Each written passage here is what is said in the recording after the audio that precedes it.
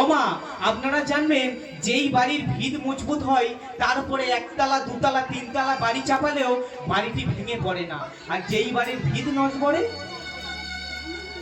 তার উপরে একতলা বাড়ি চাপালে বাড়িটি ভেঙে পড়ে যায়।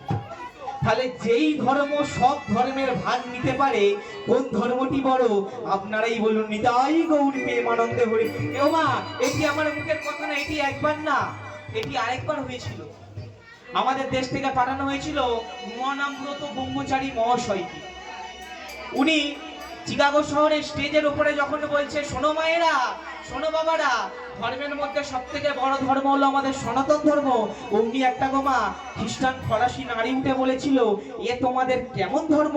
যে ধর্মে উলঙ্গ নারী পূজা হয়, যে ধর্মে উলঙ্গ দেবতা পূজা হয়, এ তোমাদের কেমন ধর্ম? সবাই আমাদের ধর্মটিকে ছোট করতে চেয়েছিল। তখন আমার মহানামব্রত ব্রহ্মচারী বলছে, মা,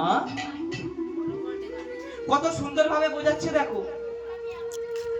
আপনি ঝুনো নারকেল দেখেছেন?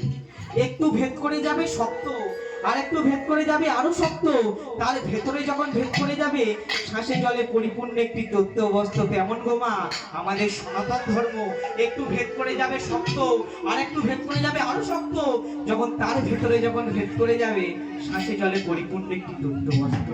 কত সুন্দরভাবে বোঝাচ্ছে দেখো মা। আপনি আর আপনার সন্তান একটি রাস্তা দিয়ে হেঁটে যাচ্ছে, কিছু গুন্ডা আপনাদের পেছনে পড়লো, আপনাকে মারতে চাই না, আপনার সন্তানকে মারতে চাই। হ্যাঁ গো মায়েরা, আপনারা সন্তানকে দিয়ে দেবেন? দেহে যতক্ষণ প্রাণ আছে সন্তানকে রক্ষা করবেন না?